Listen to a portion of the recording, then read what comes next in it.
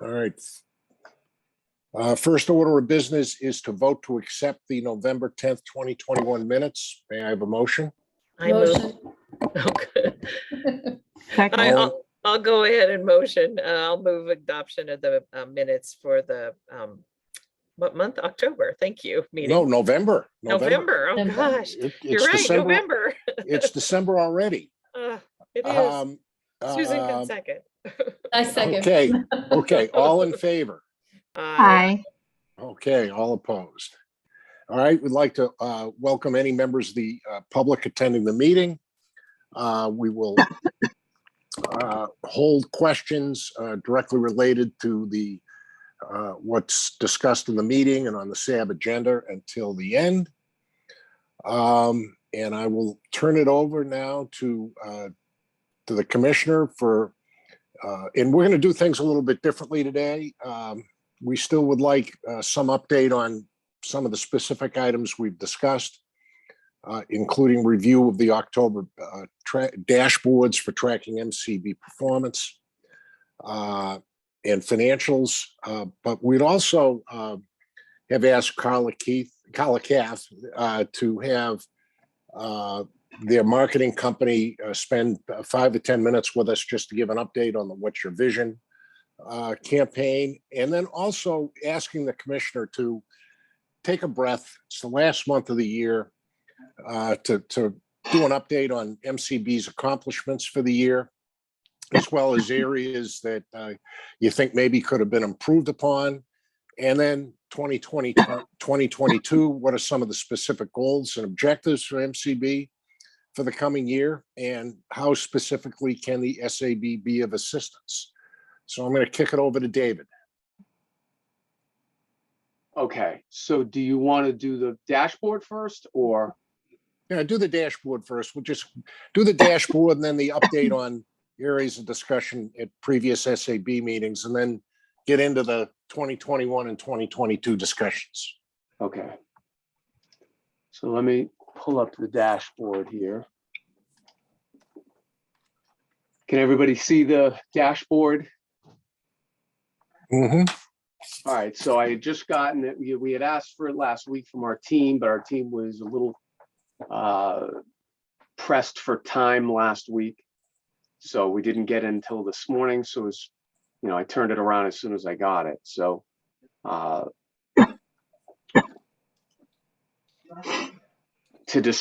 audio describe it, this is the MCB Dashboard Summary. The first line is registrations by calendar year. It shows you 2019, 2020, and 2021 year to date. And it shows the progression of registrations.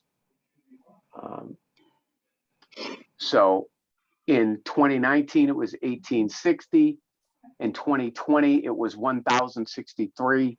And in 2021, it's 1,417.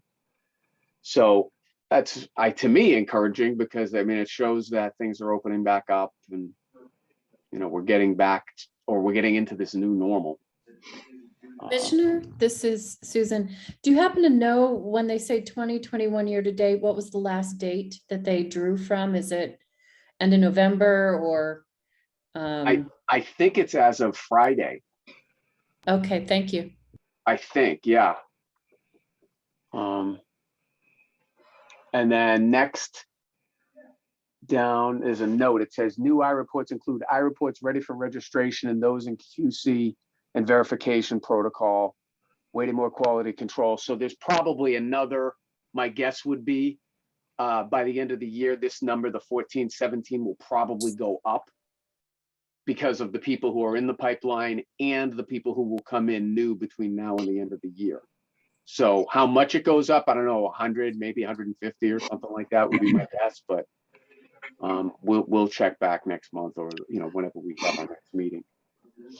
The next table within this spreadsheet is open SR and SRC cases, and it lists children, adults, and our deaf-blind unit, and it does it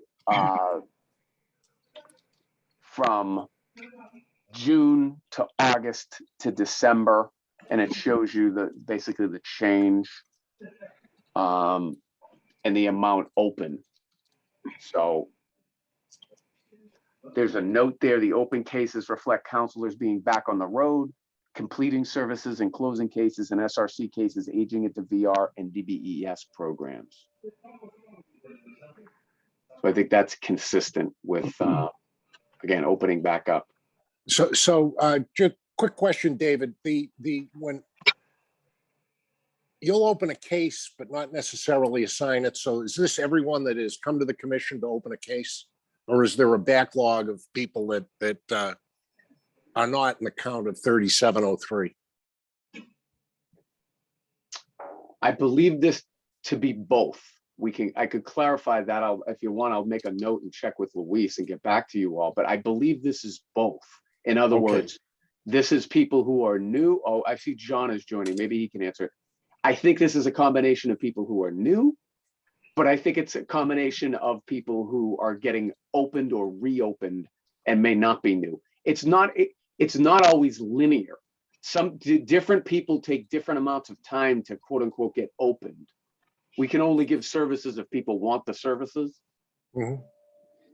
Yeah, I got you. I'm just, so there's no, it'd be good to know whether there's any backlog beyond that number of 3703 or the same with open VR cases and so forth. Yeah, no, well, particularly with VR, I mean, we're making referrals as fast as we can because we've got so much money to spend. So we've made that very clear to all of our team, the managers, the supervisors, the counselors. Please make referrals. Please try to convince your people to get the services as much as possible.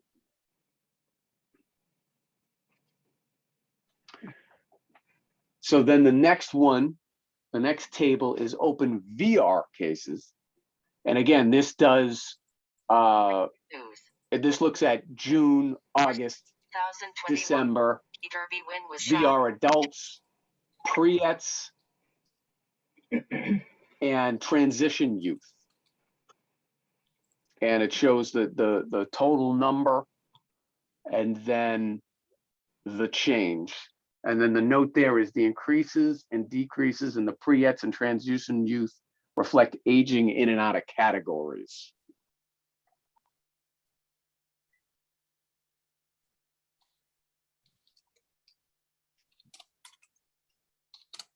Okay. Mm-hmm.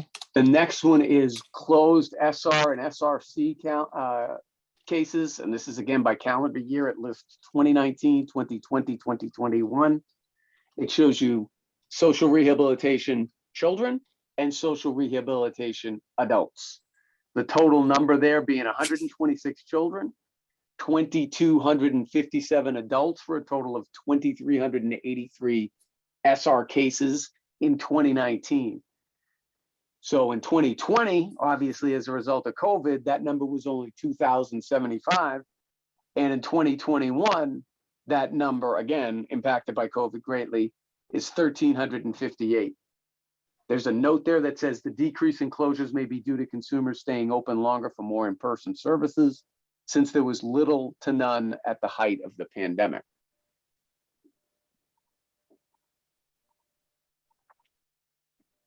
Okay. Okay. Yep. The next one, closed VR cases, and this is on a federal fiscal year basis.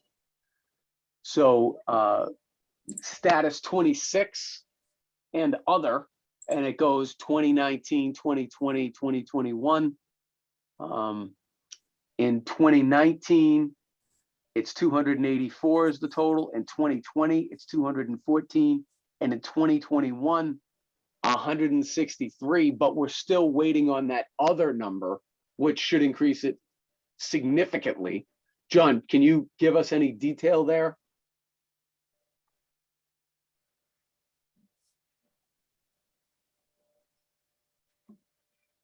I'm a little lost with those numbers, David. That's fine. That's fine.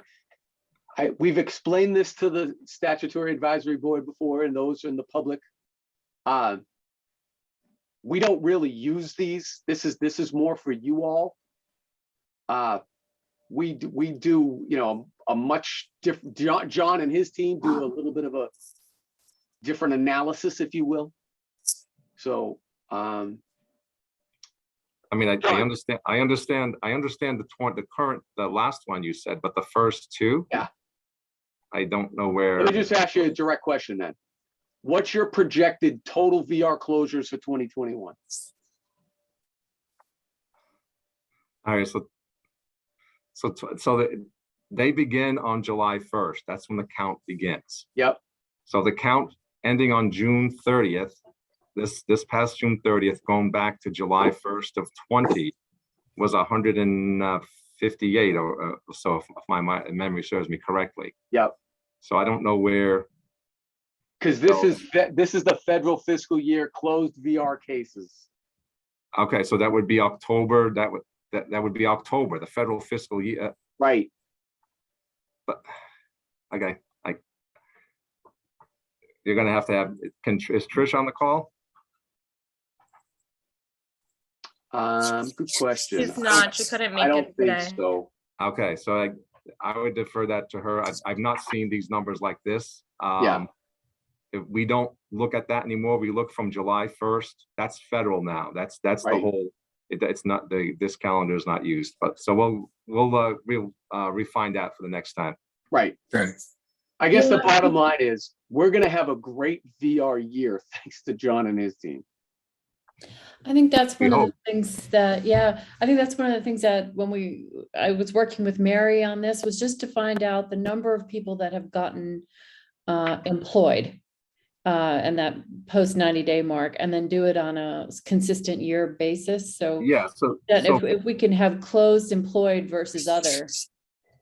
yeah. Okay. So if you're looking at the other for that number, the 284, the other is like the not rehabilitated and all that stuff, David. I'm assuming that's how you guys count them. Yeah, I just they're X'd out of the closed thing 'cause I'm cases, trying so- to find another sheet here. Right. So the last number you said, the 150, whatever it was, that's the actual closed. It does not count the unsuccessful rehabs. Okay, so now I'm getting what happened here. So the total of unsuccessfuls and successfuls were combined. So that's why you get that 280, was the first number 284 or something like that? That No, you the read? first number is 163, status 26. It's the other that we're looking for. But Yeah. you're correct on the previous years, there was about 200 and so Yeah, the combined. 200s, Yeah. the 200s are what's throwing me off. Yeah, I think for right now, we're just trying to figure out for this year, who was closed with employment and who was closed for other So reasons. That many? last number there, it ended on June 30th. That 100 and, did you say it's 163? What is that number Correct. there? 163. Okay, that would be the number that we're employed beginning July 1st of 20 to June 30th of 2021. Yeah. Do you have any idea how many were closed without an employment outcome? So that's, I don't have that, but I would probably, we could certainly pull that up because we have them. I think the numbers above that, the higher numbers, count that. I Yeah. think they've counted the closed unsuccessful and the total number of closed successful. So I believe that the number of closed would be right around, I would be guessing now, but we could certainly fine tune that for you, but we need to separate the number of unsuccessfuls and the number of successfuls. That's what we need to separate them, not add them together. Yeah, I would appreciate that. I think we're just trying to see, what's the denominator there so we can know, but clearly your raw numbers are going way up on employment outcomes. So you went from somewhere around 90 to 163 in a year. Yeah. That's great, John. That's really good news. Yeah, I mean, if you talk to the VR team, right, it's one of the reasons we're successful here in Massachusetts is while we give and we meet all of the RSA guidelines and reporting, we do all of that. We don't use their framework as much as possible because it's way too bureaucratic. John is a creative guy. Like our team they don't want to spend time on paperwork. They spend time on getting closures. So I think that's why you see the little bit of a, thing here. Yeah, Yeah. I think you still need to report how many closed without an employment. I think No, that's we a do, requirement. we do. Yeah, do. but you're doing, but it looks great, John. So I just did want to just interrupt the conversation for a second, and Joe, and confirm, if Trish isn't here, is someone taking minutes? Someone taking notes? Good point. Who is taking the minutes? Is Regina here? I think Regina's probably. I think Trish is also going to take the minutes from the recording. For the recording. Okay, thank you. This is Lauren, yeah. Okay. Yeah, so overall, the dashboard, John, the employment outcome numbers are great. It's great to hear. I mean, we'll see what the denominator says, because in a pandemic year, you expect maybe some people closed without an employment outcome for a variety of reasons, but it's great to see the numbers go up. Yeah, we have a lot of people that are closed without, because being that we're not, like, we don't have any denied eligibilities on an annual basis. So everyone really becomes eligible, and then during the plan development. And so some of these folks have unstable health conditions when they apply and when they're made eligible. And then as the plan continues and some of the services are delivered, then either the condition, their condition secondary issues deteriorate.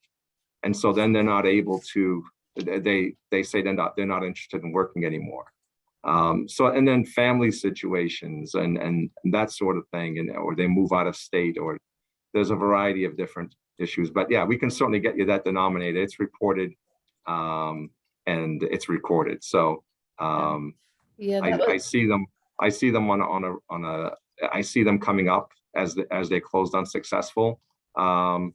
Sometimes we try to manage those unsuccessfuls.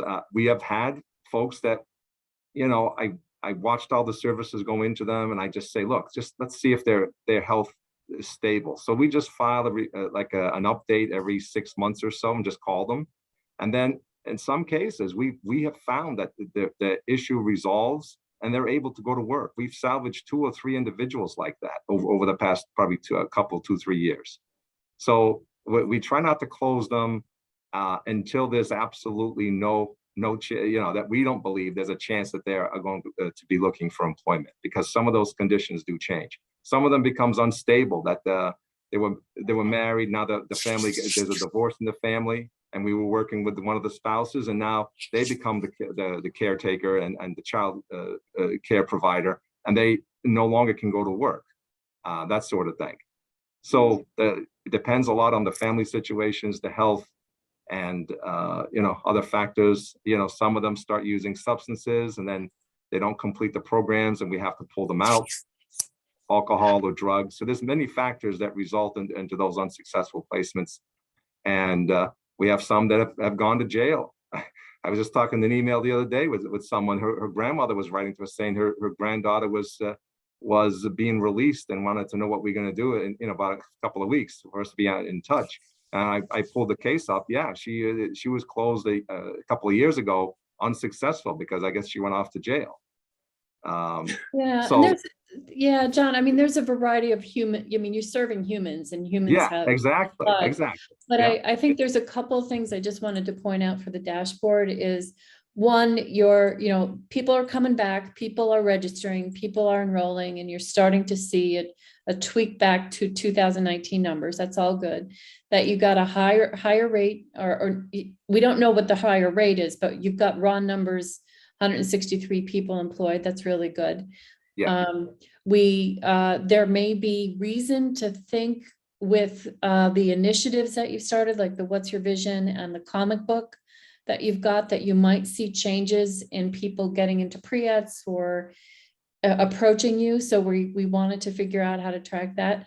And that there may be, of the people that are unsuccessfully closed, there may be people that either come back or that you find out are actually working. And so you can do that. So the numbers are really just a metric, not to say that it's poor performance, but that it's kind of a bounce back that MCB is experiencing after the pandemic. So I think if the other SAB members agree with me, I think the numbers are showing some positive efforts of MCB to maintain or advance. And it looks good. I think I'd love to see the denominator for the closure rate, because that would be really helpful. Yeah, we can, Trish can certainly break that out. We have it. It's just, I didn't realize they were combined. I hadn't had a chance Yeah, to view that this. happens. Yeah, So and John, go I'm sorry, ahead. go ahead, Susan. And So then, John, to the extent you're trying to keep people going, I would assume that there's the federal VR money, there's the sufficient level of money to keep people going, and that your provider partners have got plenty of capability now that right now. So with the I don't want to say the pandemic is winding down with the new variant, but it seems to be a little more normal. Do you have enough resources or plenty of resources to help these folks? Yeah, we have plenty. Okay. There's plenty of resources. There's no waiting list. Remember, when a client applies for services, we have 60 days to move them to eligibility, which doesn't take 60 days. We have, another chunk of time to put them into plan, which doesn't take all that we have. Typically, we can get them into plan within 30 days, and then it goes from there. So, yeah, there's no waiting. There's no huge unexpected amount. I was looking at the numbers just the other day. We've had 219 consumers apply. This is at the application stage so far this year. So this is not a number that you'd see on those dashboards. That sometimes I just start querying certain things just to give me a sort of a feel. And so those 219, those are applications. So some of them, most of them will just move on to eligibility, and a good number of those would move on to writing the plan. I'd say probably out of the 219, maybe 200. And this was not counting December. I was looking at from January through November. So, again, we're not going to get that many more referrals. So maybe we're going to register somewhere around 225 this year. And, and then, so it depends how many people come into application. That sort of determines the number of closures you're going to get, and depends how many are youth that are coming in, or 18, it's all different. So it's very hard to predict. Those 219, most of them would be around with us for way more than 3 years, probably. Okay. Good. This is Amy. Can I go back a bit and just ask a quick question? What's happening with the registration backlog since Mary's departure? Because I know that was a huge loss. So, okay, that's a separate point on the agenda. We can go into that now if you want, but I just want to. Oh, I'm sorry. I don't have the agenda in front of me. I was just asking that because we were looking at dashboards and this. So, and I'm happy to address it here if it pleases the Up to you, membership. Joe. Yeah, go ahead. You've asked the question. Might as well get the answer. Sure. So upon learning of Mary's movement over to MRC, we immediately started contingency planning. And so we've put a person into the appointment process because we felt like a posting would take too long. Postings generally are taking, by the time you advertise, by the time you interview, by the time that whole process happens, and particularly with like the holidays, it didn't seem likely that we'd be able to get somebody at least until like February or March going that route. And by that time, that usually would coincide with what is usually a busy time for the central registry. That's when assessors notices go out for real estate, property tax abatements and things like that. That's a busy time. So we didn't think we had the luxury of being able to go out for posting. So we started the appointment process. So you would think like, oh, if you're going to appoint somebody, you should be able to do that instantly.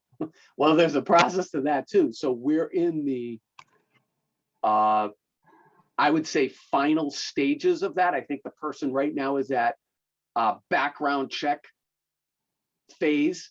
It could be as early as this week that we're allowed to appoint the person, or maybe next week. We're hopeful that it's before the holiday. We're very hopeful, and I think optimistic that it'll be before the holiday. Would this person replace Mary's position or some of her duties? Yep, so I can explain that. So Mary wore several hats for us, if you will. Mary was, yes, she was managing the central registry unit and doing all of that day-to-day work and doing the management at the same time, which is a lot. She was doing that. But additionally, she was the chief of staff. Additionally, she was the ombudsman. And additionally, she was the director of policies. That's a lot. So what we've done is, and again, we've proposed and we're in the final stages, and I was hoping to be able to announce here today, but it's not ready quite yet. An existing team member is going to assume the chief of staff responsibilities. Another is going to assume the ombudsman duties. And then this new person who will manage the central registry will also then manage the policy duties. The policy is kind of the lightest one of the three, because really the policy one only comes into effect at certain times a year when you need to tweak a policy or procedure or something. That's like the formalization of, well, what are we going to do here? That it's an important role, but it's not like weekly. It consumes like 10 hours or something like that. Okay. So does that answer your question, Joe?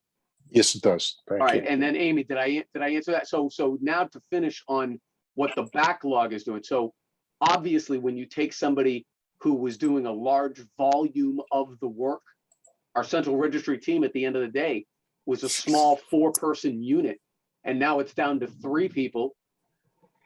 So obviously that's been a real crunch on that team. So we've tried our best.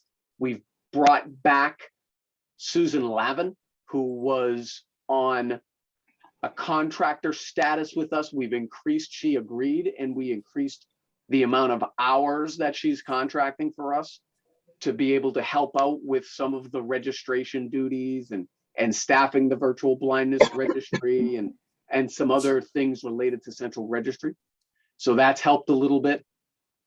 Additionally, we've taken steps where, yes, we're going to be replacing Mary with the new person, but additionally, we're having a new hire, not a backfill, a completely new add to MCB, which will be added to this unit.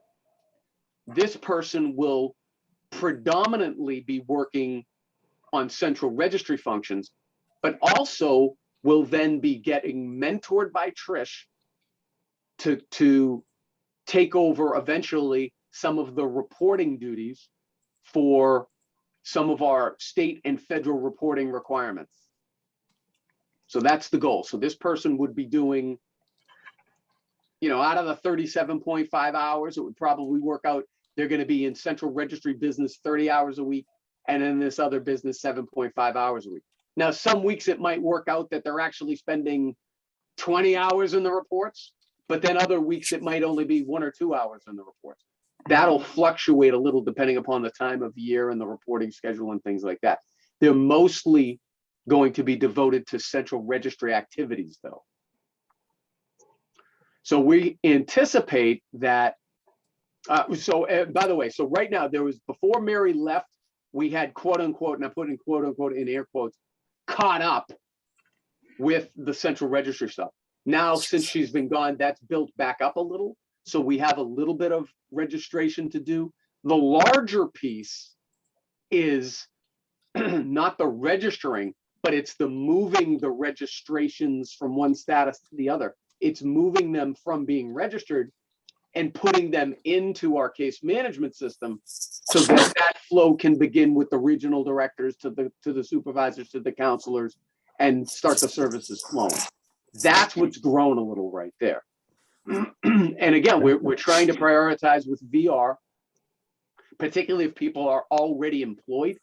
If they're already employed, we try to expedite those people So if we're seeing a new consumer who is employed, we're trying to expedite them on a rationally based thing, saying, because we want them to stay engaged. We want them to stay working if they can stay working. Excuse me. Okay. Any other questions? All right, to the commissioner, update on areas of discussion at SAB meetings, the status of the earmark, financial dashboards, we did performance, progress on the private business endeavor, and other items of note. Yes, so if you'd like, I can share the dashboard, the Chandra's dashboard, if you want, the finance dashboard. Here it is. I think you got this all emailed to you on Friday. Yeah, I believe it came in Friday.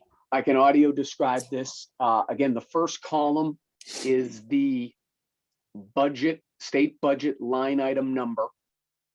The second one is the appropriation name that corresponds with the number. Column C, which is the next one, is a look back. That's the FY20 approved budget. And then the next column is the FY21 House 2 governor's budget. And then the next to that is E, the FY21 revised H2. And then next to that is the FY21 adopted budget with overrides, which is like the actual number. So the first, those columns C, D, E, and F are basically like quote unquote last year numbers, FY21. We're now in FY 2022 for the public. So that's why column G lists year-to-date expenditures. So you'll see that all total, we've spent about 7.8 million of our 26.5 million, whatever that is. And so I think we feel good. We're halfway through the fiscal year roughly. We're trying our best to spend the money as expeditiously but carefully as possible. I mean, we don't want to just throw good money away here. These are valuable dollars, so we're trying to use them wisely. But at the same time, there is a real urgency that's been conveyed to our managers, our supervisors, our counselors, our vendors,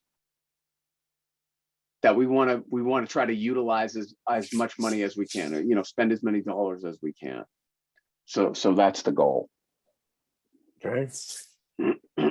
Excuse me.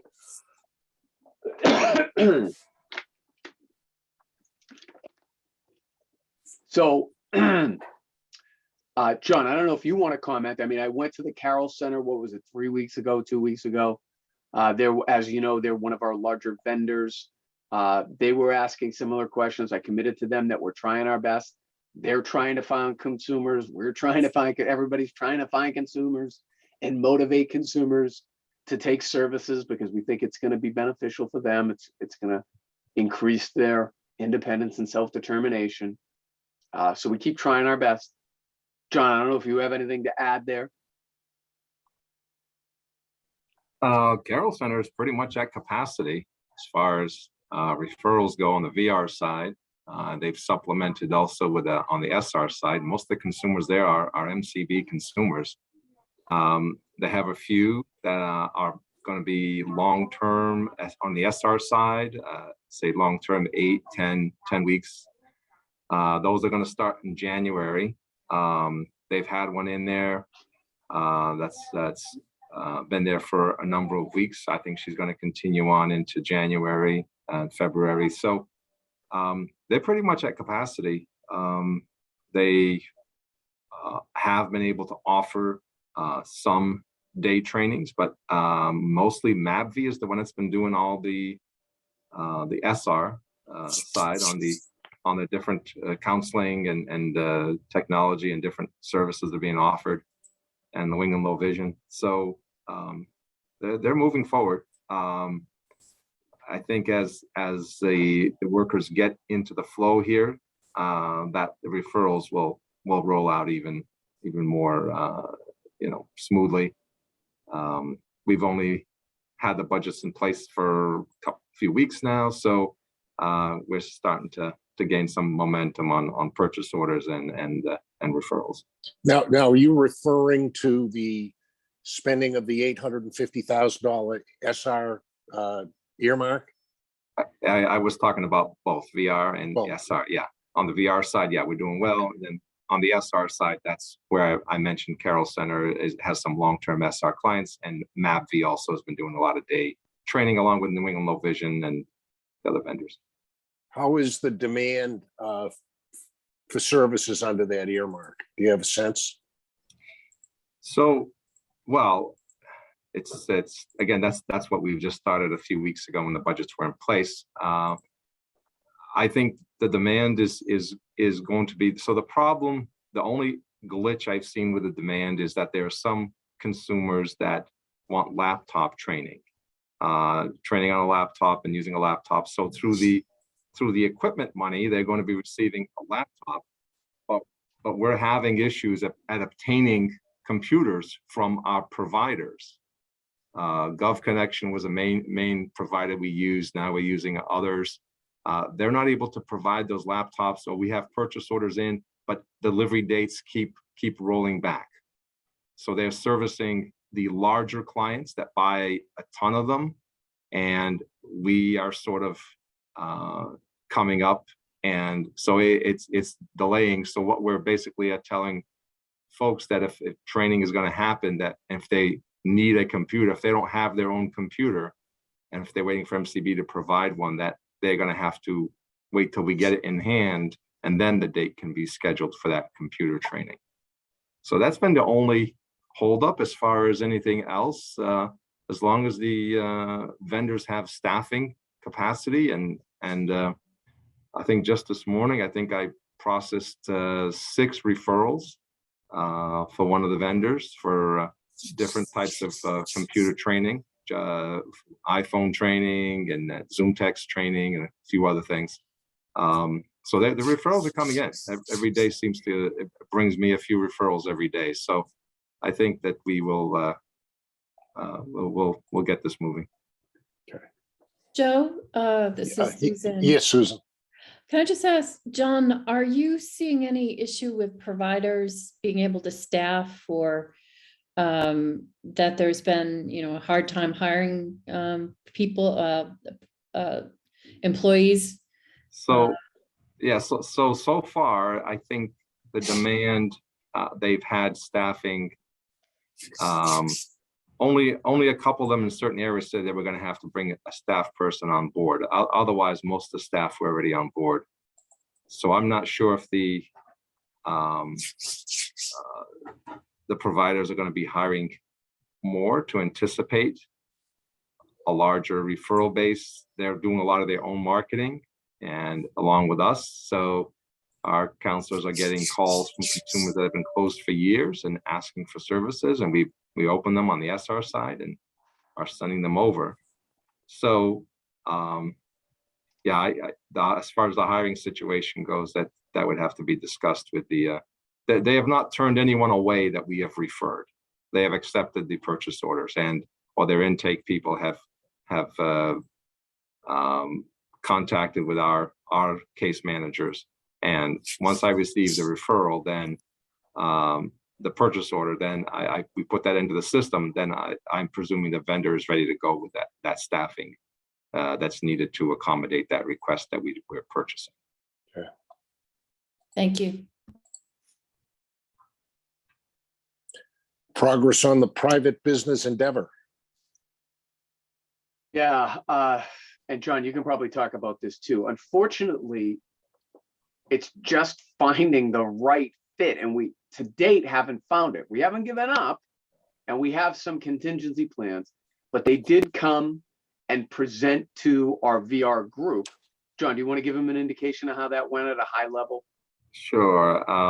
So NIB has a self-employment opportunity that they're packaging to different agencies, but I guess they're talking to us first and want to see how we can work this.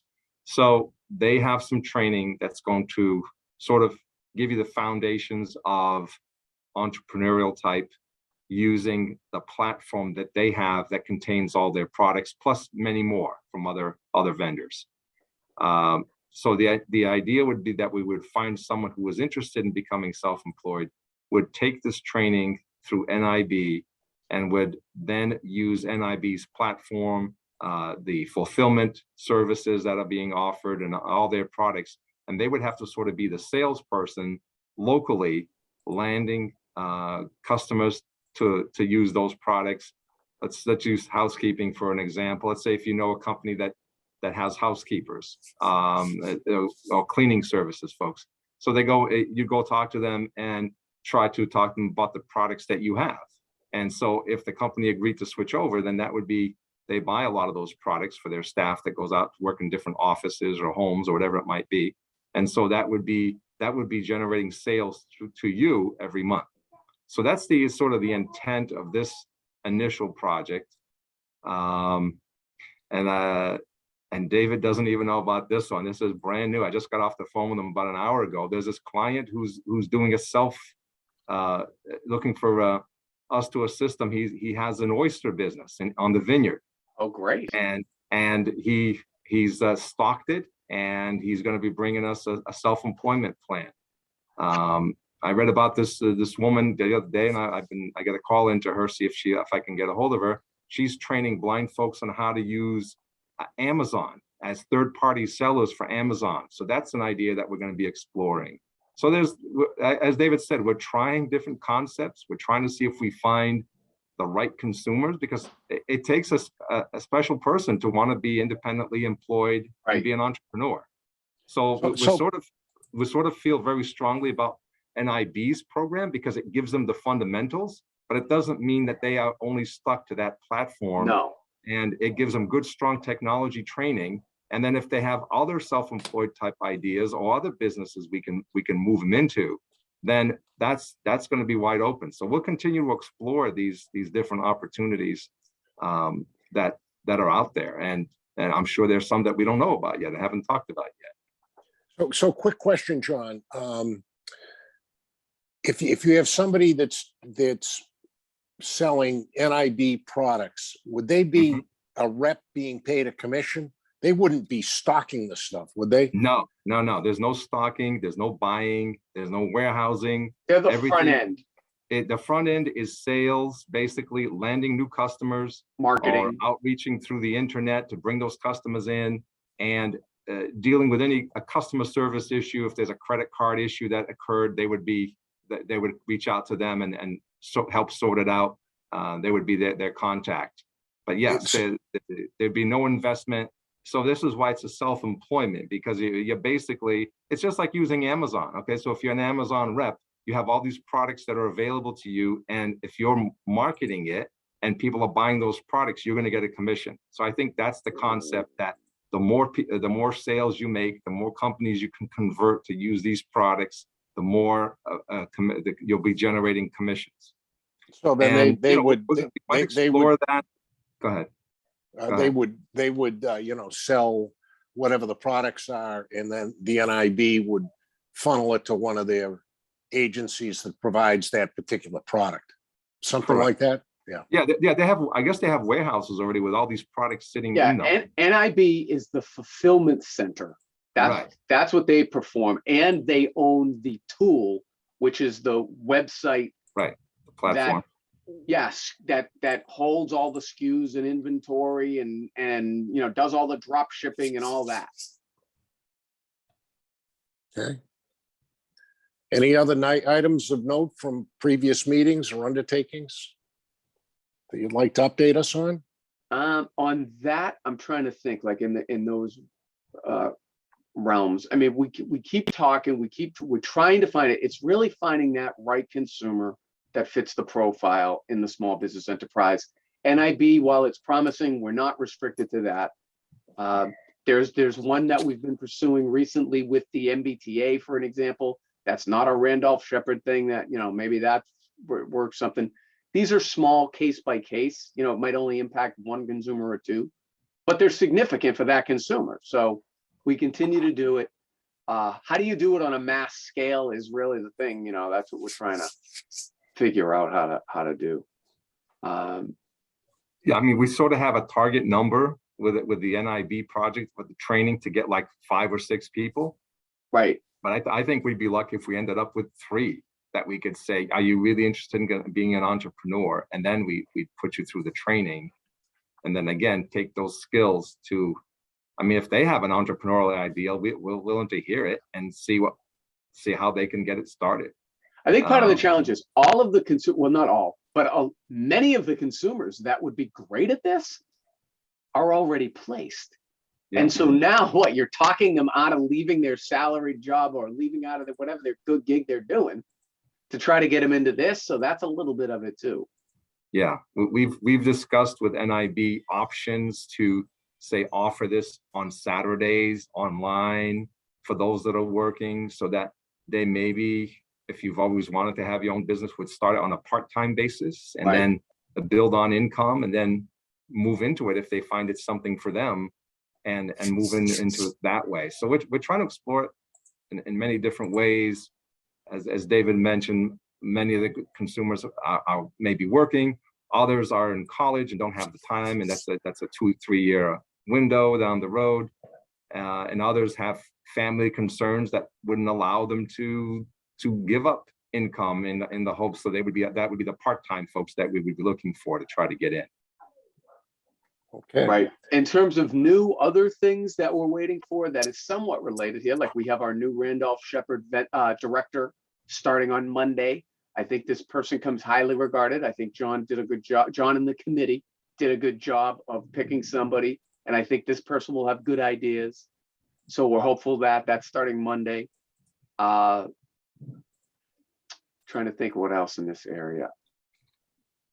This is Susan. I'm just wondering, given how much effort that you're putting into it, and it's a great idea, but you're expecting it might be a hard sell to current consumers or recent consumers, or you know, 3 would be great. And is there any effort or thought about trying to put this option in pre-ets, in the sense of just letting youth know that you could have your own business and here's the kinds of things that come with it? Oh no, that's fine. No, that would be something we could show them and talk about, that some of those modules could be used as pre-ets. We haven't got that far yet. We were trying to focus on the employment piece now, but certainly towards July, when we're looking for new vendors or new adding to the selection of opportunities, there may be something we talk with NIB about, isolating some of those modules and see if those could be used as pre-ets, building units that we could sort of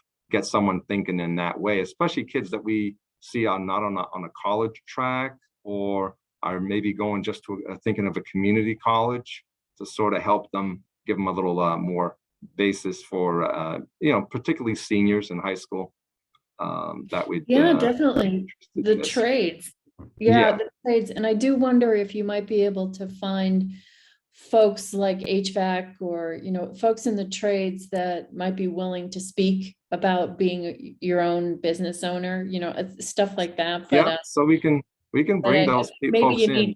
You need to create a pipeline for this, because I imagine a lot of folks with fringe benefits are going to find this difficult to make that jump. Right, but again, when you look at certain apprenticeship careers, someone who's blind would have a very difficult time with those types of careers.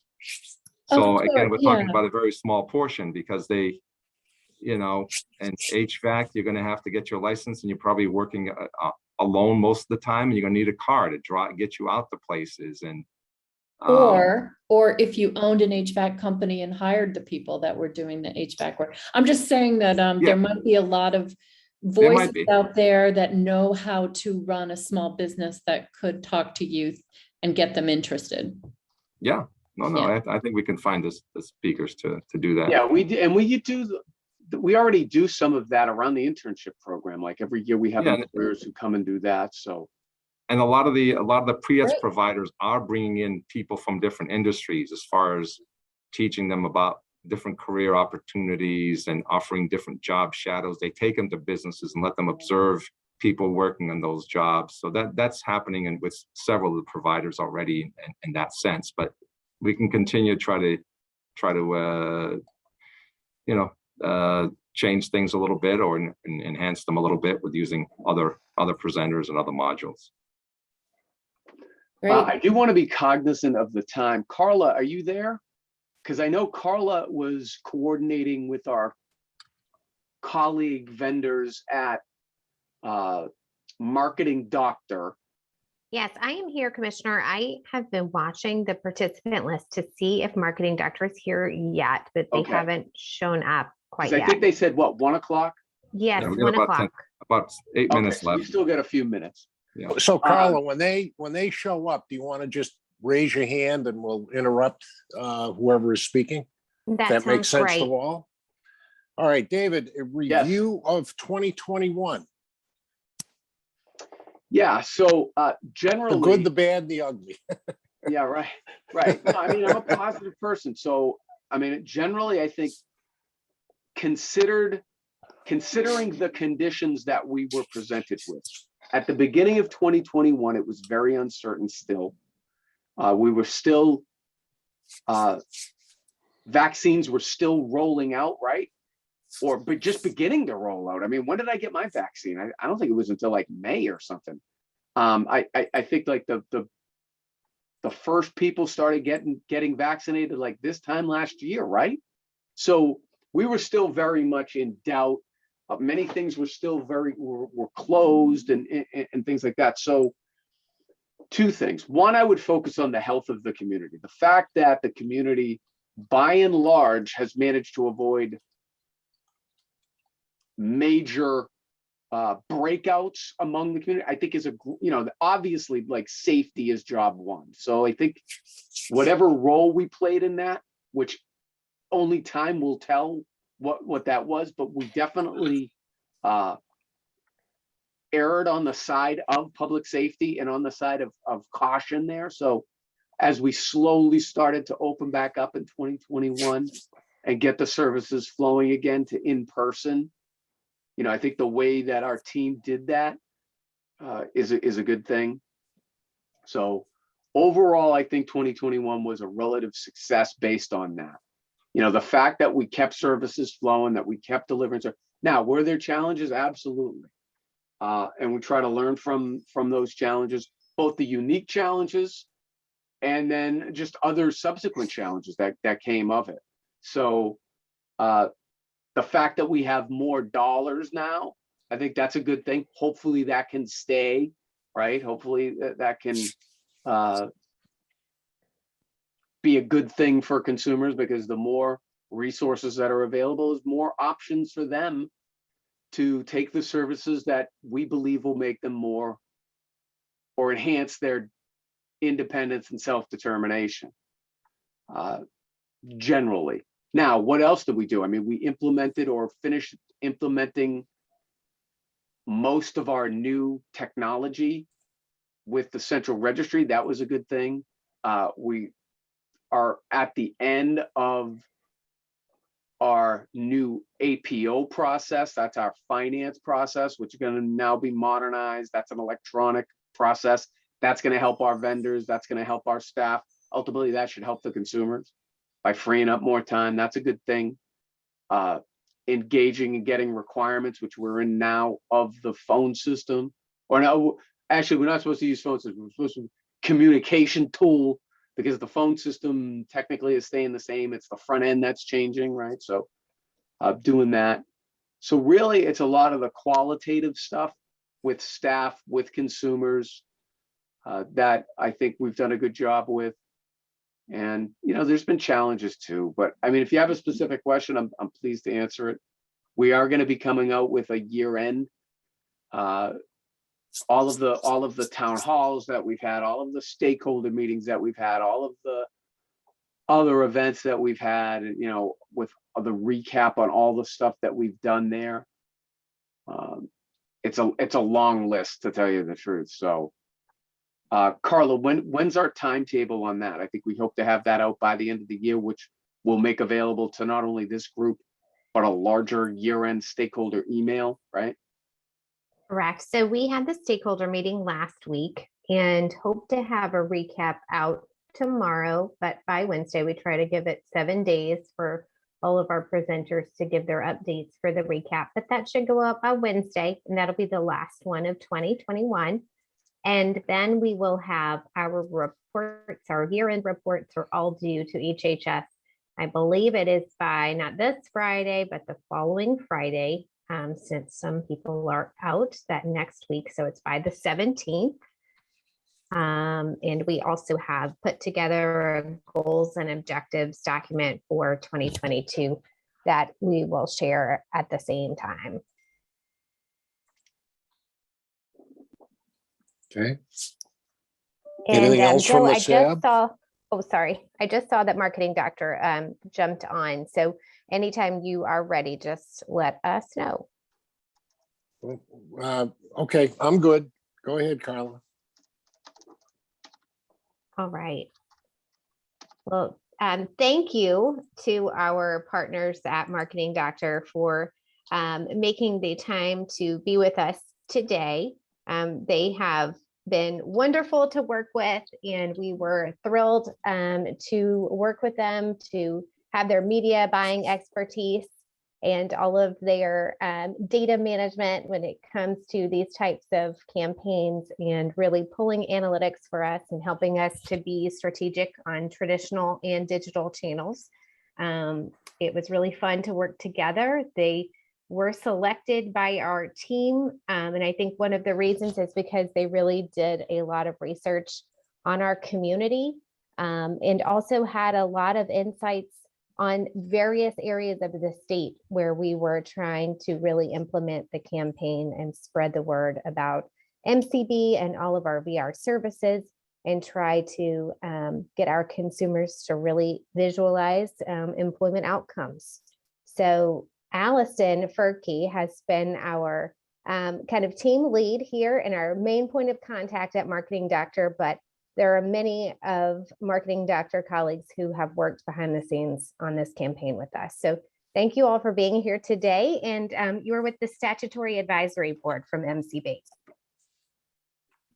How are you? You're muted. Oh, you guys are on mute. Double mute. Nope. There you are.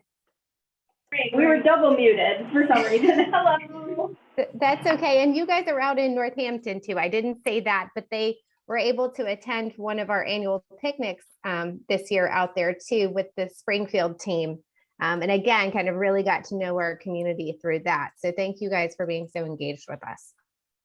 Yeah, we really enjoyed going out to the picnic and meeting and actually getting to meet some of the program participants and also the program managers who work with MCB in Springfield every day. So it was really great to kind of have that FaceTime with people who are engaging with the program, and they had seen the advertisements, and so that was really great. And it's been a joy to work with Carla and with the commissioner and everybody over there on this campaign. It's really been, the success of it has been, from that relationship and the communication and really getting to know MCB and your potential audiences that we were hoping to reach out to. And we feel like we did reach out and get some folks and reach them. So we're very pleased with the results, and I'm happy that you're, we are thrilled to be here to share some of those today. So I'm going to share my screen. And, we know we have a limited time, so please feel free to flag me down if I'm going over or, Thank you so much. One thing, if we could just ask, we do have some visually impaired users here, so if you could do your best to audio describe what's on the screen, we'd be most appreciative. Thank you. Yes, absolutely.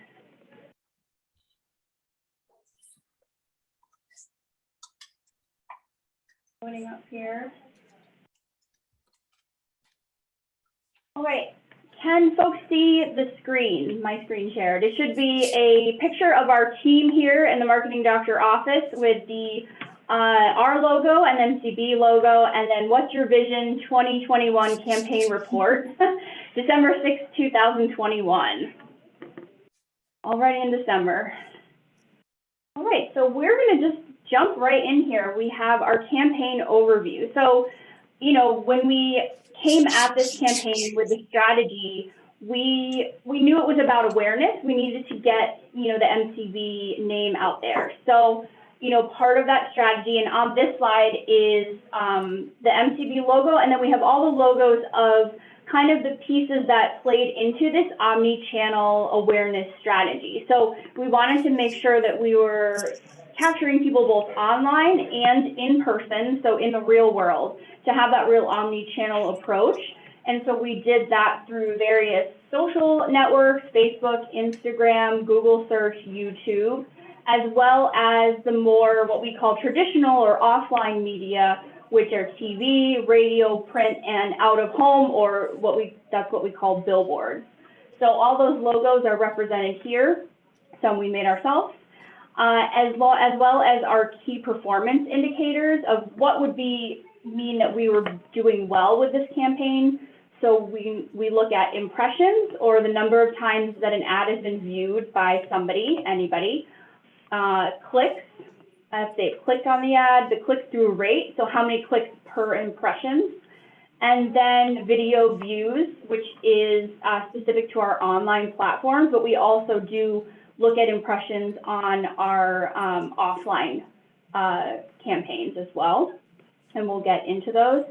And then we have our campaign dates, which was May through October of 2021. And part of this strategy also was, we wanted to focus on the platforms that were supportive of accessibility features with screen readers and with, ones that worked with specific applications to help folks navigate, their screens. So we definitely chose these platforms based on that research that we did. So as I said, our online placements, you can see on this page, we have the logos for Facebook, Instagram, LinkedIn, Google, which specifically in this case was Google search, and YouTube. And those were our five main online placements. And with those online placements, we had 4 audiences. And that was the visually impaired, the potential employers, eye care providers, and then caretakers / kind of a general audience. So that general audiences would be TV viewers. Obviously, you can't just, give broadcast TV to everybody. So, we did hit a general audience just to have general awareness about MCB and the work that you do. And within that online campaign, we had 1 campaign refresh during that time period, which just helps overall performance of those ads during that time. So we don't have any, people get sick of seeing certain things, and so they see something new and they think, okay, let's take a look at this new ad. And then we have our offline placement. So this has a ton of logos on here. We had 10 radio stations, 7 publications, 7 cable zones, and 4 TV stations. And just to name a few of the logos that are up here, we had, to cover the state, we had 22 news out here in Western Massachusetts. We had Maine, Boston stations. And then for, those cable zones, the ads were on Comcast, Spectrum, and then across radio, across the state again, from Boston's Rock 92.9 all the way out here to 94.7 WMAS, WGBH Public Radio, New England Public Radio, and on the Cape we had Cool 102. So really hitting all those pockets, as well as in our print placements we had Cape Cod Times, the Springfield Republican, the Worcester Sun, Lowell Sun, the Boston Globe, Boston Herald, the Berkshire Eagle, so we could reach our folks in the Berkshires, and then the Worcester Gazette. So we definitely we hit a ton of the state with these offline placements.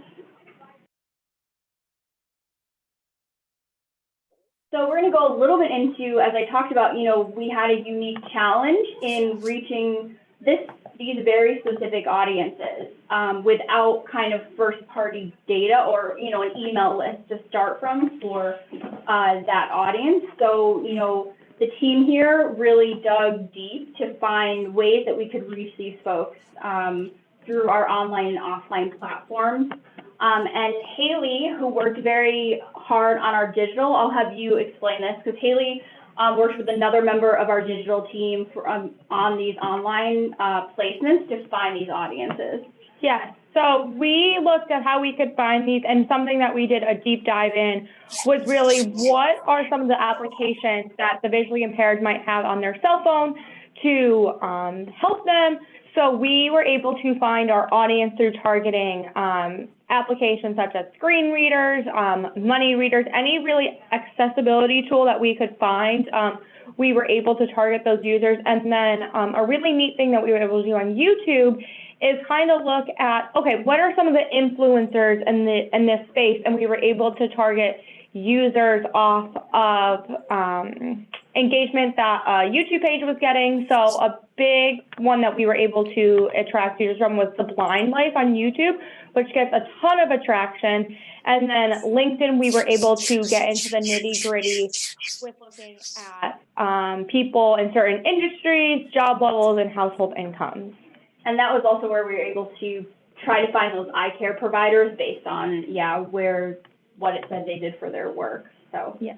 And then for the offline side of things, actually, this is kind of the middle area of offline and online. So it's streaming TV, we call it OTT. Erin worked very hard, and Krista, who are on our traditional or offline side of media buying. I'll have you explain, how we were able to find those folks. Sure. One of the great parts about streaming TV is that we have this digital level targetability. And one of the things that we used, we had access to Crossix data, which is HIPAA certified and AI compliant, which helps target audiences that are looking for eye care or have eye ailments. And that's based on a number of pieces of data. It's not necessarily tied directly to an individual, but it gives you the scope of where you need to place. And we also use a combination of third-party data, which includes information from purchases, online activity, job titles, household income, and any knowable traits to kind of build out those audiences, as well as one for caretakers and business decisions. Really great targetability with our broadcast level video, which is great. Yeah, and it was a good combination with the broadcast. We did see that we weren't necessarily paying to reach the same people in both areas. We were reaching separate people in broadcast TV than we were when we were reaching different folks on the streaming side of things, which is really great. So that you're not double hitting people, and we're using the budget efficiently in that way. So we will dive into our campaign results. So our online campaign results, if on this page we have, this is every online platform. We had 8,893,743 total impressions across all of our online campaigns. Fantastic. And on the next slide, we have our number of clicks, which was 105,250 clicks during the lifetime of the campaign.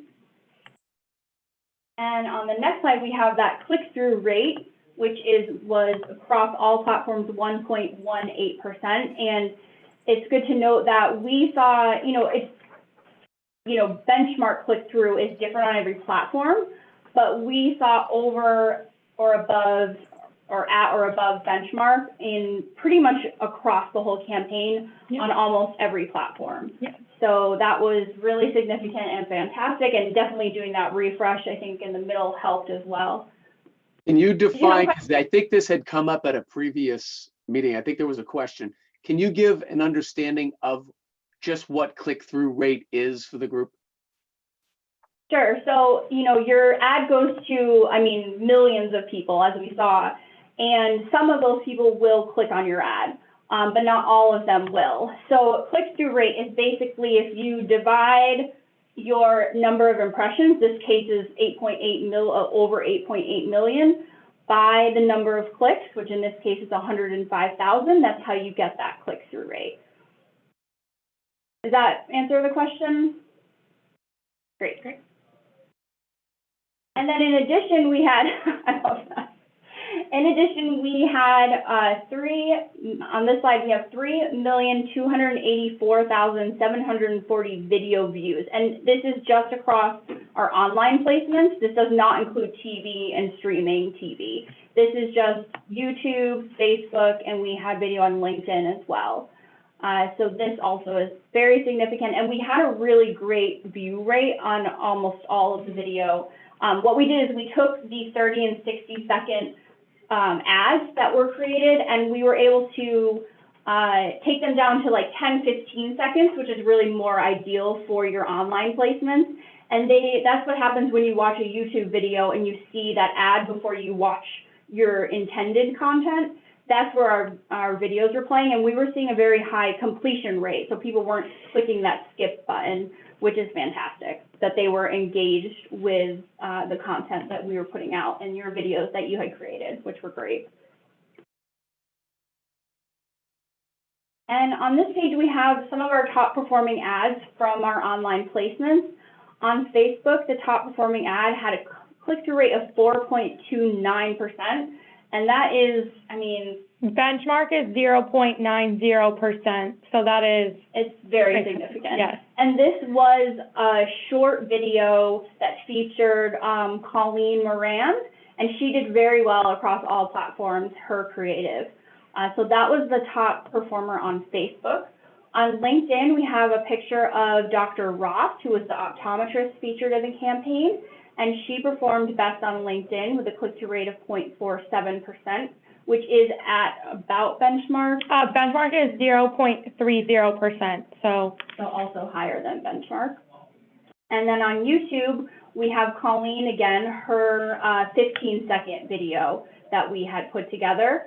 And, you know, we don't have a click-through rate on YouTube as much. It's more about a view rate, which was 58.1%, which indicates that more than half the people who were served her ad watched her ad all the way through, or to a certain point, I guess.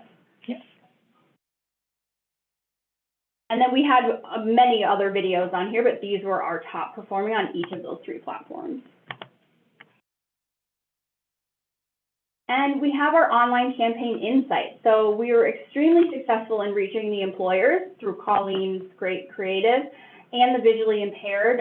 We had some really excellent, you know, comments from people. We could tell we were reaching the right audiences, which was really validating with all the work that Haley did to find that audience. We were seeing them, we were finding out that we were reaching them, which is fantastic. And our hardest audience to reach was our eye care providers, which probably isn't a surprise. They're the smallest audience. They're very targeted. You know, we were able to reach them through LinkedIn, which was fantastic. But of course, it's just a smaller pool of people. The animated images performed best. So we took some static images and we added animation to them, and they did very well. And so we would suggest implementing more of those in the future for any future campaigns. And we did add those in for our creative refresh and saw, you know, significant changes there.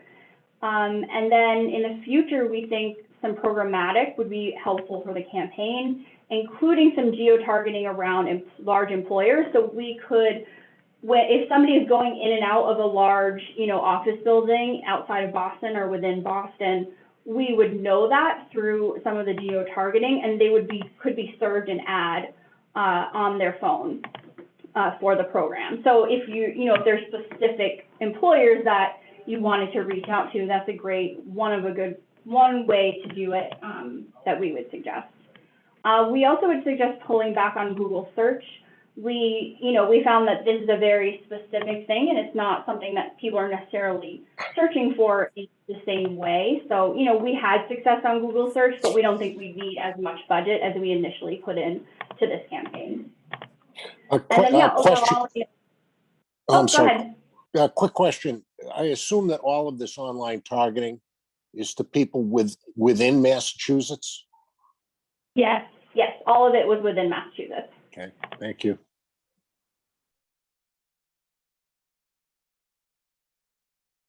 And then we will go into our offline campaign results. So again, this was TV, radio, and print, newspaper, and then the streaming TV. So we had, this is a complete impressions across all the media outlets. So that's 42 million 290,616 impressions.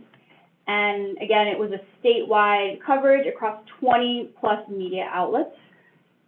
Some of them I named earlier. And then you can see some of these impressions broken out by the placement. So we have TV ads up at the top here. We had 10,330 TV ads shown during this time period, which resulted in 28,338,848 impressions, and that does include the streaming OTT TV. On radio, we had 3,580 radio ads that were broadcast, resulting in about 10,363,599 impressions. So the amount of times people heard them and the number of people. And then lastly, we have 21 print ads, and that was across 7 newspapers, and that resulted in 3,588,169, and that's approximate readership. That's based on the readership of the newspaper, whether people have a subscription or they, buy it off the newsstand.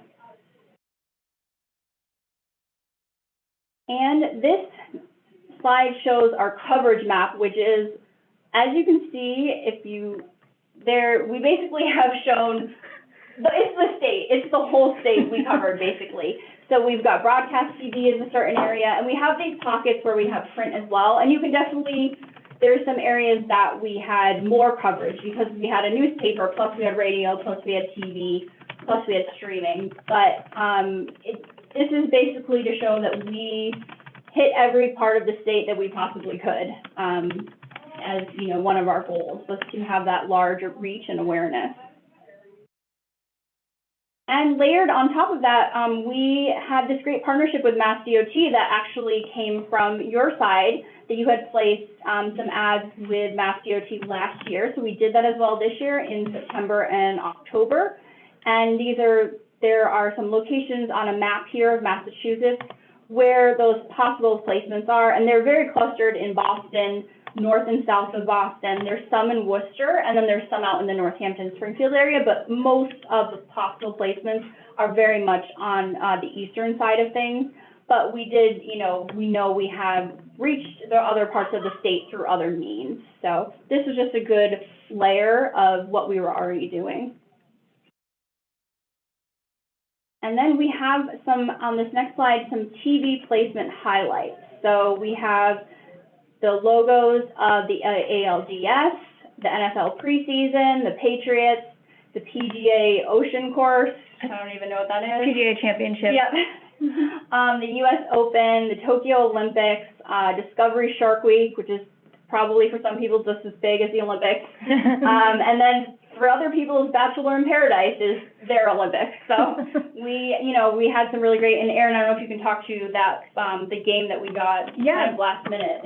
We had the opportunity in October to get into game 2 of the ALDS, which the Red Sox, of course, won. Unfortunately, they didn't go much further, but we were very glad to be in there. We got a last minute placement at a reduced price, and we were across 6 zones. And we also garnered 240 additional bonus placements to go along with the ALDS games that we got. And for those preseason football games, we did get into a Patriots preseason football game. And, as we would hope, they won that game as well. Very exciting. I mean, it just helps that they win. It helps that they win, yeah. But positive sentiment along with it. Yeah. And then on the next slide, we have our print placements. This is just a sample. So the first is an image of Colleen's placement on June 10th. And I think that's in the Herald, but it's just an example. We were in like 4 or 5 different placements, but we just have an example of what her placement looks like.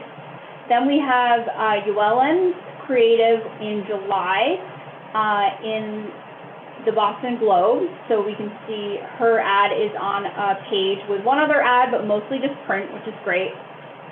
And then we promoted in end of August the webinar for employers that was happening in early September, and that was an ad featuring Colleen again because she was our employer creative. And so we have that image here. And then the last one we did was featuring Charlie, the student, on October 14th. And that was to commemorate the National Disability Employee Awareness Month. So that was specific to that. And then we have his featured on a page from that newspaper. And these are just examples. We were in 7 newspapers with these 4 placements across those. So again, across the whole state, from the Berkshires all the way out to the Cape. And so one thing we'd like to talk about is bonus weight. And so on this slide, we have the word bonus weight achieved. And then we have some graphics that show the bonus that we were able to get in radio, print, and TV. So there's, what we pay for, and then there's what we get on top of that, because our folks here are really great at negotiating. And so I don't know, Erin, if you want to talk a little bit about, the bonus that we were able to get for this campaign. One of the things we pride ourselves on when we buy print is never paying rate card. We had discounts on every single placement that we had, some of them fairly significant, over 50% off on some of our newspaper placements. Additionally, the Boston Globe gave us a free Sunday ad, which has a value of over $10,000. For TV, we also negotiated 113% bonus weight overall for the whole campaign, which means for every dollar spent on TV, we got $1.13 back in time and great upgrades as well, like we mentioned with the ALDS and access to preseason football, and we had a lot of really great placements. For radio, looks a little bit low for us. We always aim for 100%, but the 81%, the reason why this is key is we wanted to garner the relationship with public radio, which doesn't typically offer bonus. We did get bonus out of WGBH. We were able to get some bonus out of them, but it wasn't our usual 100%. We tried to beat them up, but it's hard to beat up somebody who's a nonprofit. So we were really excited about all these placements and all the bonus weight that we were able to achieve. And then lastly, we have some insights from this offline part of the campaign. We successfully reached, as I mentioned, different audiences through cable TV and streaming TV.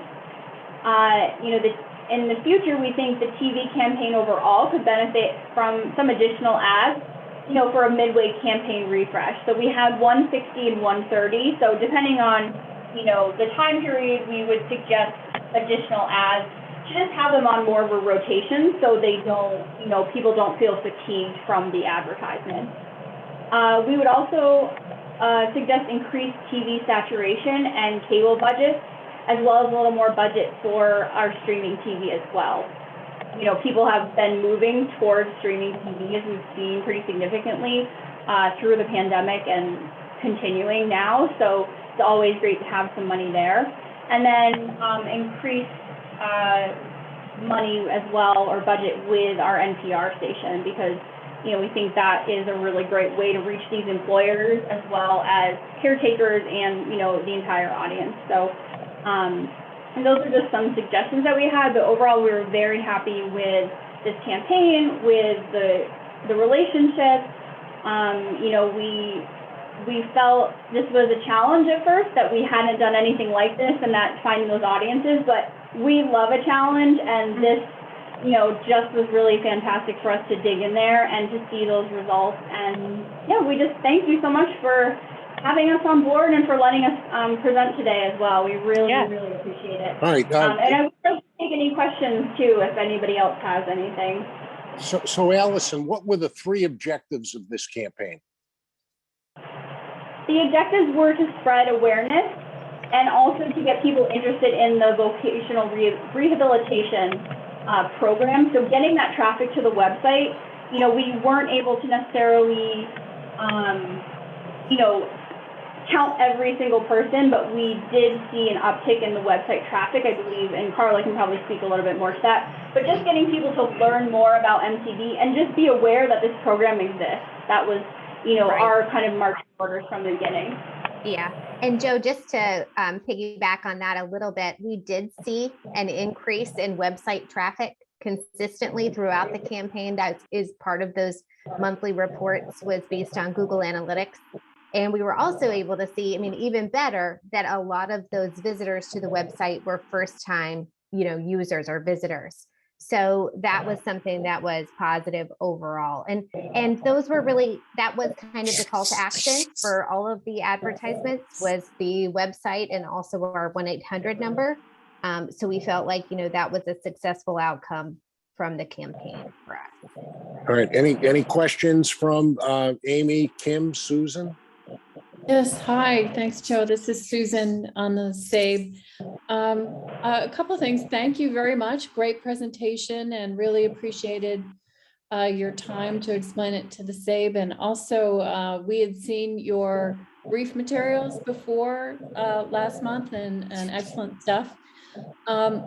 We did notice that a high percentage of the people that were, I forget which source it was or which media format, but were employers, and that you had a lot of kind of outreach. And I'm not surprised that Colleen Moran became the most popular. She's a highly respected, well-regarded person in the field at Spalding Rehab. So I'm not at all surprised that she got that kind of response. But sort of curious of what your thought is about employers as different from other customers, and how they were using things, and how that benefits MCB.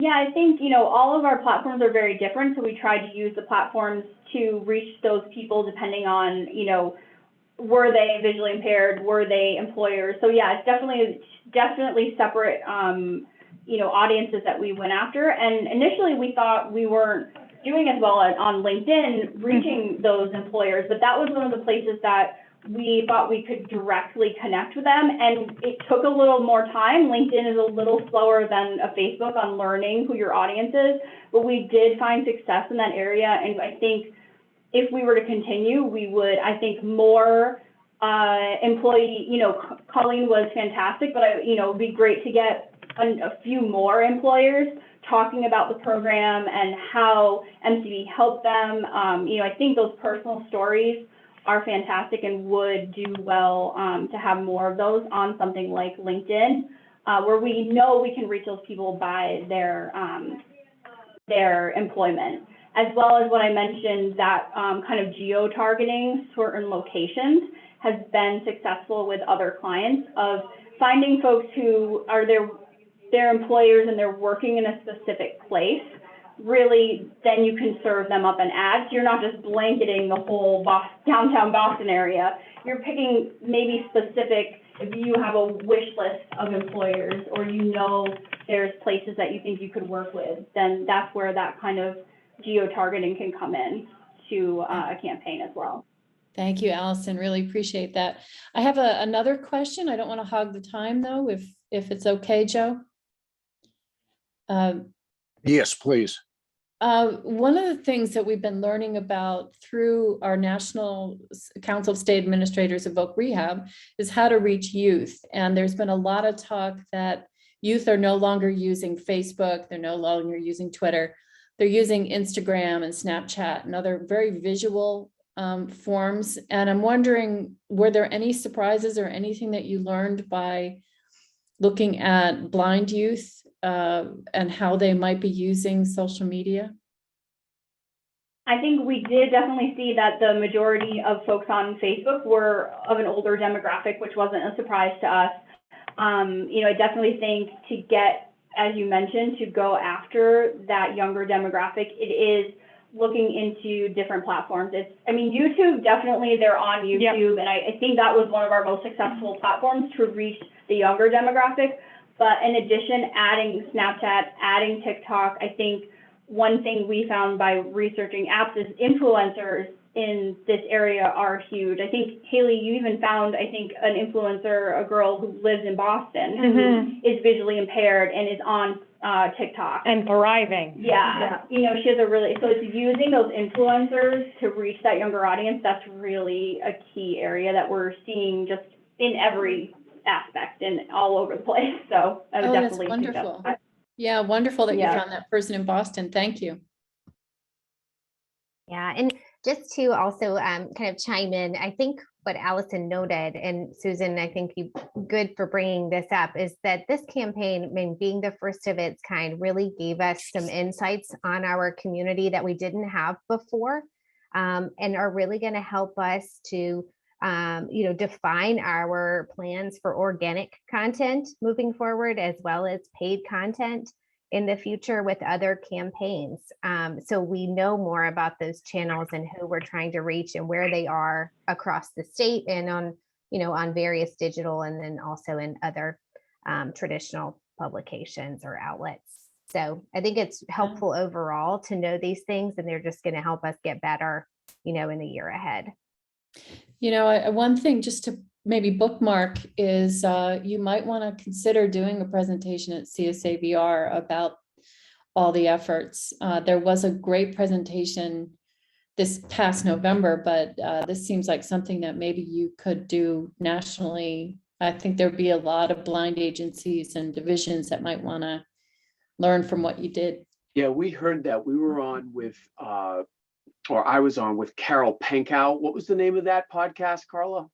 Manager's Minute, I believe. Manager's Minute. We mentioned that, and she was very interested. They were very interested. So yeah, that's an opportunity. I mean, we've got so many between that. What's your vision? What's your vision? Quest for Independence. All the other reports that we did. So yeah. Right. Perfect. Great. Thank you. All right, good. Thank you. So David, back to you quickly to take a look at, and thank you very much, Marketing Doctor. That was very good. Yes, thank you. Much It was very nice. appreciated. Doctor. I know we're going to Bye. follow up with you separately too, me and Carla. So we'll talk to you soon. Yeah, when we have another meeting to do a full presentation with you guys, so we'll Great. look forward to that. Thank you so Thank you much. all. Appreciate it. Have Bye. a great day. Bye. Thank you for your work. So David, just to look at 2022 kind of objectives. 2022, yes, I have a sheet here. And a sheet, and then how can we as the Statutory Advisory Board help you?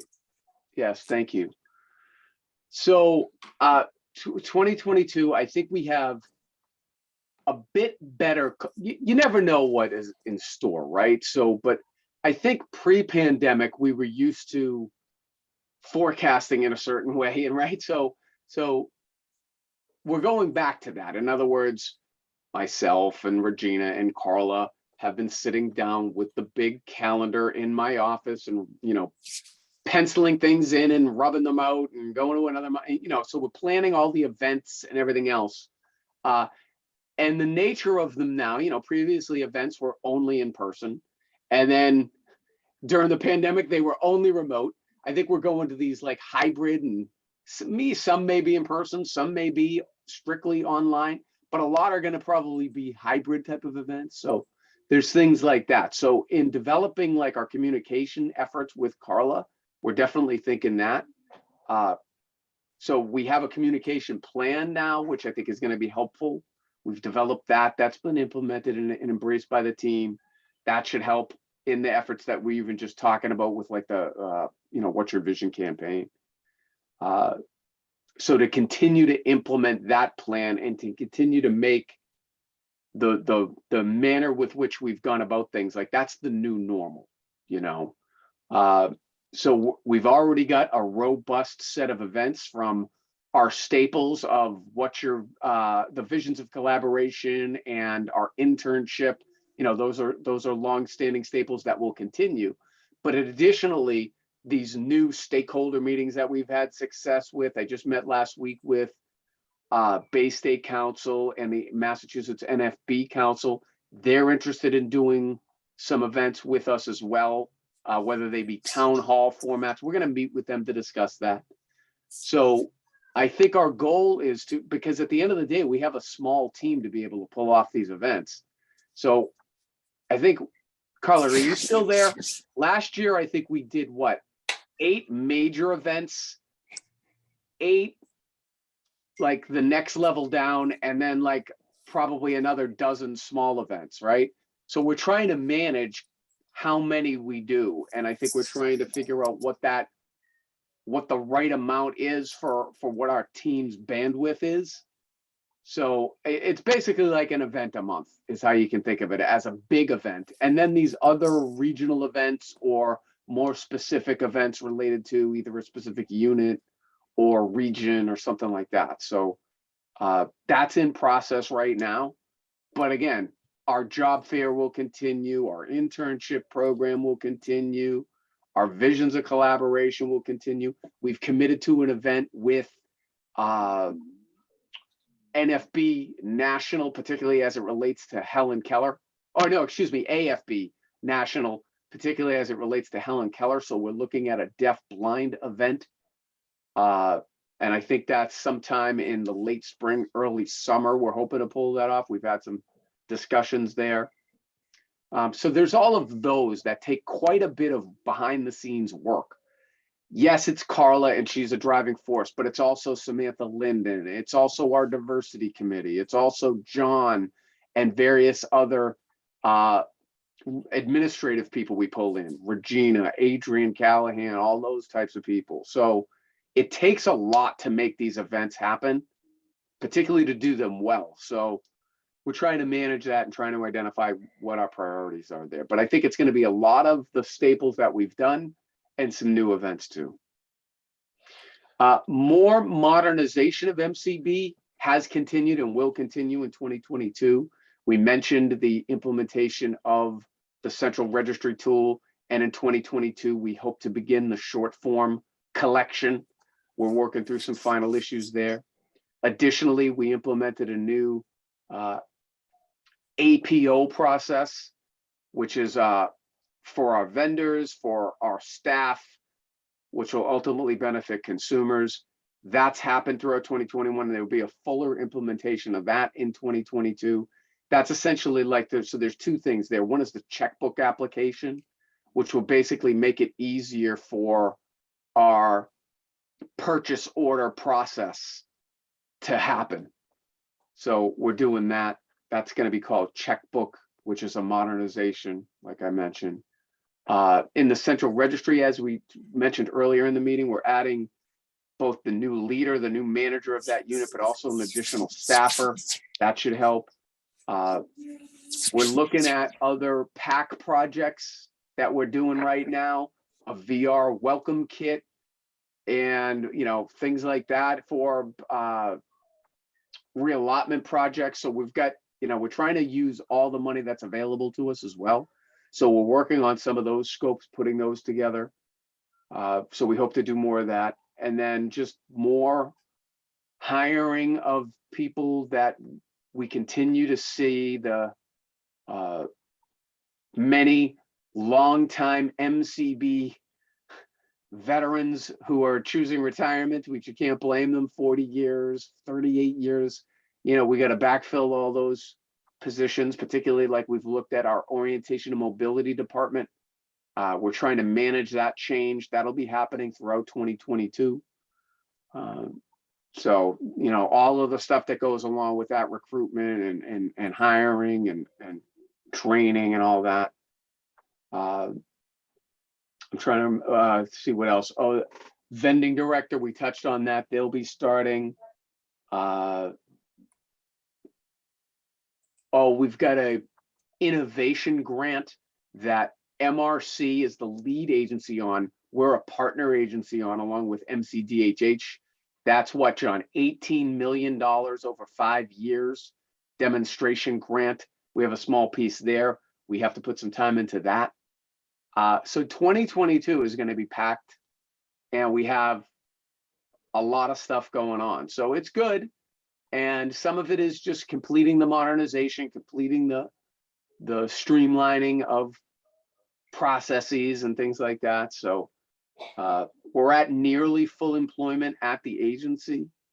We want to try to keep that as much as we can, because we've got a lot of work because of all the stuff we're doing. So in there also, we've got to get the new front end to our communication system, to the phones there. We're working on getting that better. So we'll be engaging the community there to find out what they need or what they want out of features out of the phones. So and then things will continue to open back up, hopefully. As you know, Massachusetts is one of the most highly vaccinated states. We want that to continue. And hopefully this variant doesn't impact us significantly. So I'm optimistic for 2022. So what can the Statutory Advisory Board do to help you? Yeah, good question. I mean, I think it's pointing to ways that we can engage to with our community and help facilitating that. We have regulations that we're going to go out to reform. There'll be a process there that we want to try to involve as much of the community as possible. Other things that we'll be doing administratively that will involve the community with, whether it be planning for some of the events we talked about, or even just getting a consensus on what do we want to feature in these town halls? What do we want to feature in these stakeholder meetings? Things like that would help. Okay. All right, thank you very much. Any questions from the public? Joe, this is Susan. Can I just ask a follow-up question for the? Yes, please, sorry. I mean, two things. One is, thank you for all of that. That's a lot of work going on in 2022 and continuation of things. I'm wondering, given the stuff you've already invested in with the comic book, that, by the way, I've heard a lot of good things about the comic book. A graphic novel. Graphic novel, thank you, outside of Massachusetts. The numbers on the dashboard about youth, then Priyat's, and all the kind of mishigas that's going on with the pandemic and youth and detachment from school and stuff. Is there a reason to focus on or have some sort of events or initiatives or have a focus on youth? And I mean more than just students. I think that like 14 to 30-year-old group, and how that might connect in with your other efforts, like the business enterprise kinds of stuff. So I'm just throwing that out there, that given all that you built in 2021 and the population that might be most in need, and what the presentation today about reaching youth and influencers, maybe 2022 might be a reason to focus on those 14 to 30-year-olds out there. Just wanted to get your thought on that. Yeah, and let me start, and then I'll ask John to jump in, because since day one, as commissioner, I've been, and having somebody, when I was 14, I was talking to my MCB council, so I believe in that. With being cognizant, though, that the large amount of the youth that we have now, and John can give me a percentage, but I'm gonna venture a guess to say, if you're under the age of 21, we know about you.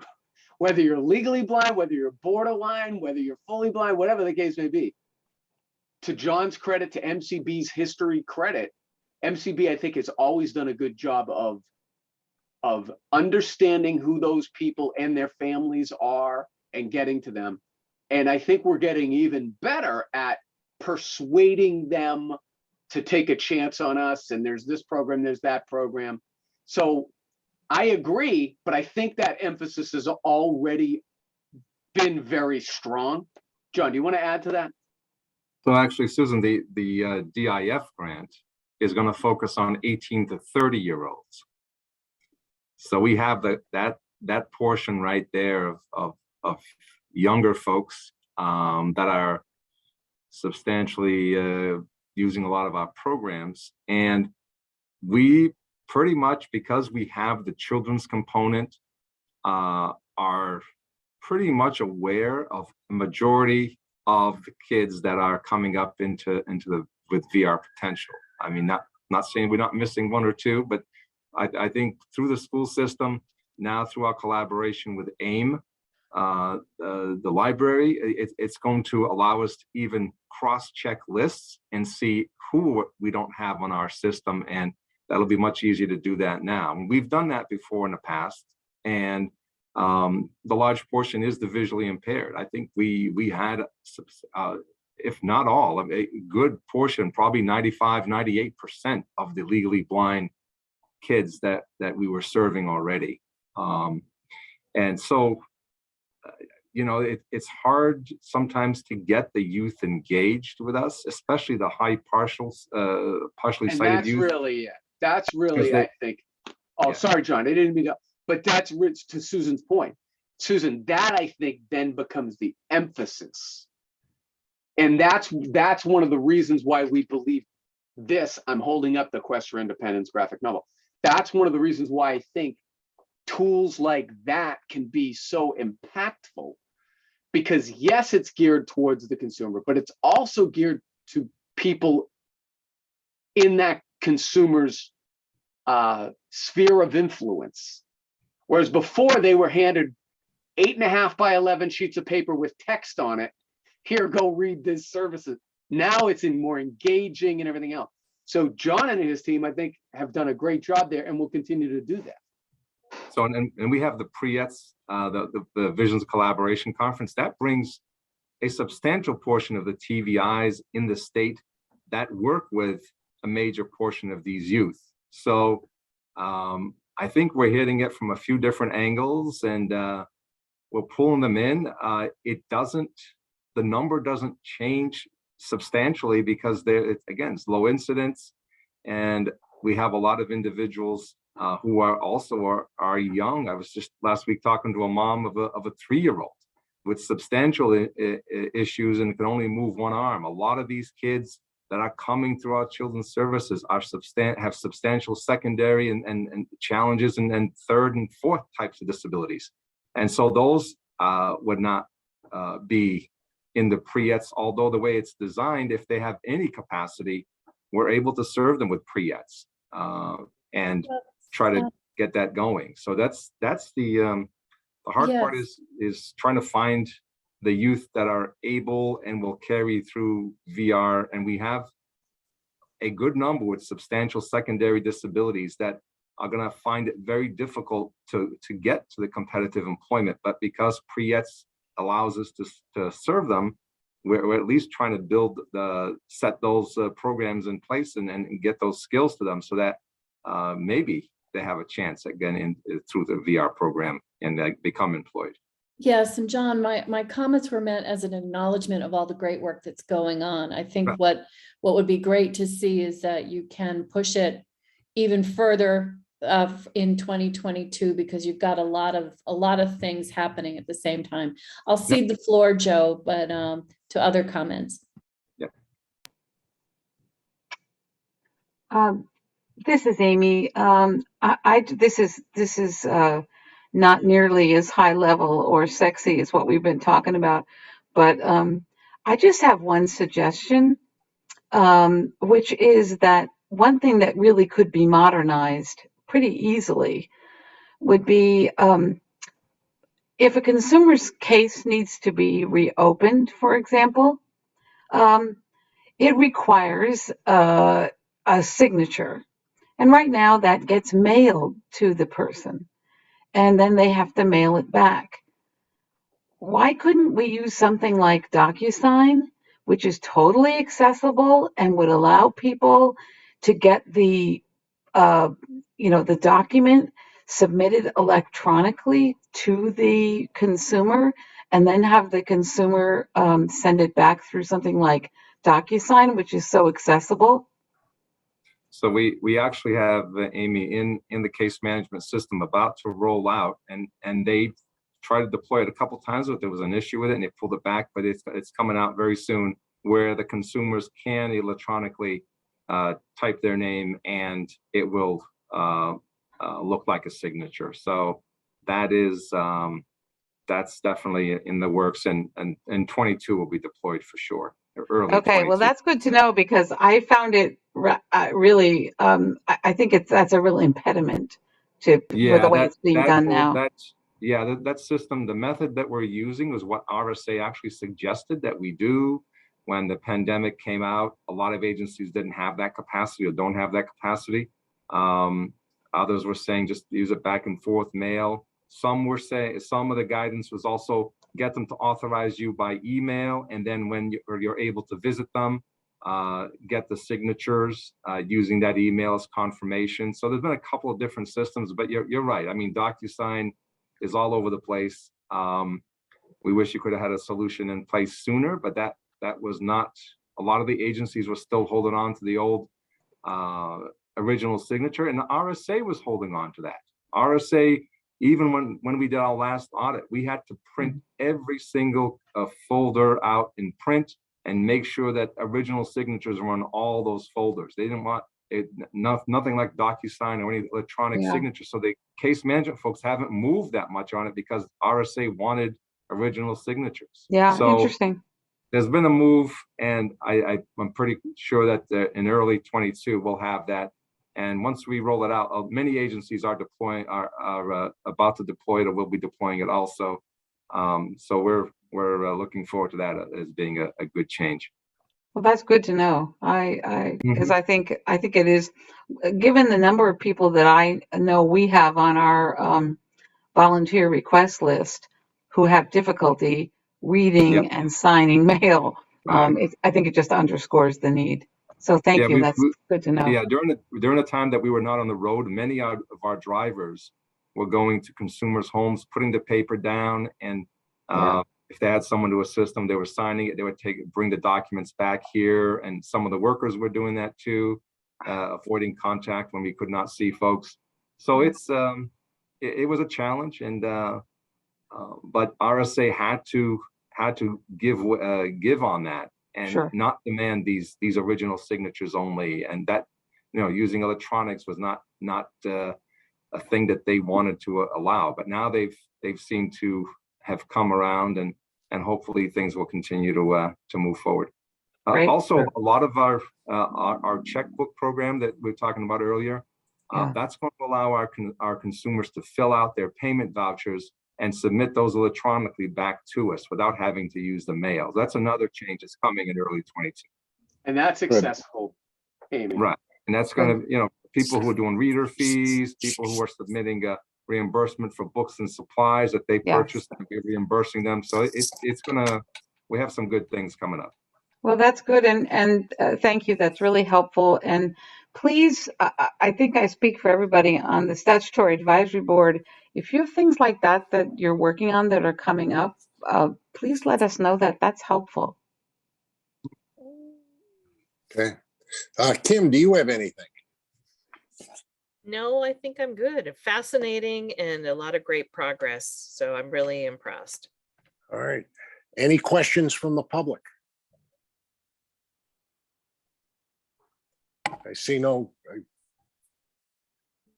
don't see any hands raised. I think All we right, have so Debbie from the public. Hi, Debbie. I think Debbie's muted. All right, so if that's it, everybody have a great holiday. We'll be back at this on January 14th. All right, you too, Joe. And rest Yeah, of All the right, thank take care, you, guys. everybody. Hope everybody has a great Christmas. Thank you. Bye, Take care. guys. Happy Take holidays. care. Thank you. Happy holidays. Bye. Bye.